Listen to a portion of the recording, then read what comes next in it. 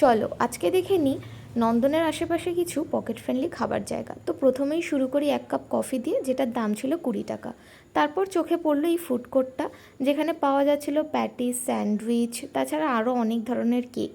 এর পাশে একটা দোকান ছিল যেখানে রোল, চাউমিন এগুলোও পাওয়া যাচ্ছিল।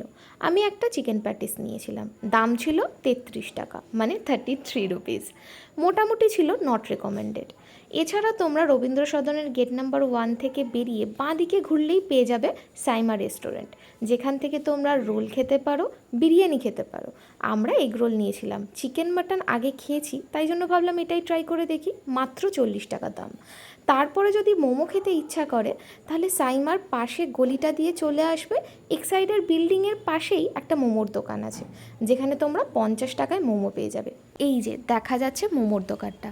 আর হ্যাঁ, যদি এই ভিডিওটা ভালো লেগে থাকে যাওয়ার আগে সাবস্ক্রাইব করে যেও। বাই।